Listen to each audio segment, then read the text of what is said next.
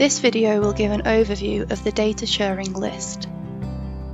From the home page, head to the Data Sharing tab and click Data Sharing List. Here, you will see a list of all data sharing summaries your organisation is involved in. To view the data flows within a data sharing summary, expand it using the arrow on the left-hand side. Click the arrow again to collapse it. Now we will go through the function of each column in the data sharing list. In the Action column is the View or Edit button. This icon will change depending on whether the data sharing summary is locked.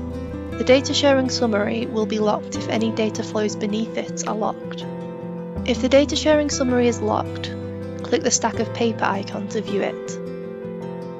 If the data sharing summary is not locked, click the pencil icon to view or edit it. In the ISGID column, you will find the ISGID, which is the data sharing summary's unique identifier. The DPIA column will show if the data sharing summary is linked to a DPIA. You can hover over the icon to see the name of the linked DPIA. The Sharing Summary column shows the name of the data sharing summary. The Status column shows whether the data sharing summary is locked or unlocked. The Flows column displays the number of data flows within the data sharing summary. The Orgs column displays the number of organisations involved in the data sharing summary. The Added by Organisation column shows which organisation created the data sharing summary. The Review Date column displays the review date of the data sharing summary, if a review date was set. The Tools column contains the Copy Sharing Summary button and the Archive Sharing Summary button. You can search for a data sharing summary using the search box at the top of the list. Clear the search by clicking the X. The button on the far right, with the 3 dots, allows you to customize which columns are displayed. Click Customize Grid and untick and tick the options as desired. Then there is the Export All Data to Excel button, which will download an Excel document of your data sharing list. To view archived data sharing summaries, tick the Include Archived box. Any archived data sharing summaries will now appear, along with a new Archived column, which shows the date the summary was archived.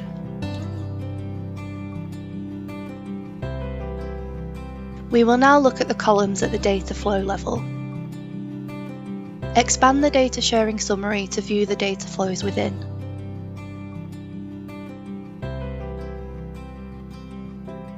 In the Action column is the View or Edit button, depending on whether the data flow is locked. The data flow will be locked if it has been sent for DPO review or finalised. Click on this button to view or edit the data flow. In the Data Flow column is the data flow's unique ID and name. The DPO Review column tells you the status of the DPO review.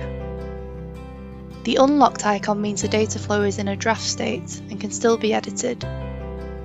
The Locked icon means the data flow is locked or has been finalised. The Home icon is shown if the data flow was created by your organisation. The Org Signed column shows how many organisations have signed off the data flow. For example, here the data flow has been sent to 2 organisations for sign-off and 1 organisation has signed it. The Risk Rating column displays the highest rated risk within the data flow's risk assessment. The Added Date column displays the date the data flow was created. The First Signed column displays the date when the data flow was first signed off by an organisation. In the Tools column we have the Export to PDF button. This allows you to download the data flow as a PDF file. Next there is the Copy Data Flow button, allowing you to create a copy of the data flow. Finally, there is the Archive or Delete Data Flow button. If the data flow is locked, the red bin icon will be present, which will archive the data flow. Once archived, it is still possible to view the data flow. If the data flow is not locked, the red X icon will be present, which will delete the data flow permanently. You can hover over these buttons to see their function.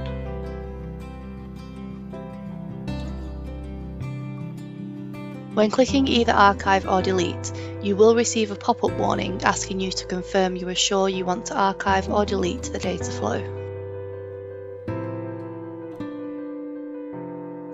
To see all data flows in a list, click on Data Flow List. You can navigate back and forth between the data sharing list and the data flow list.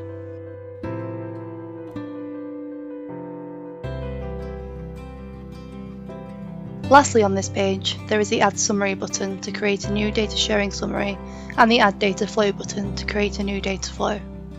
Creating these will be covered in a separate video as well as on our knowledge base.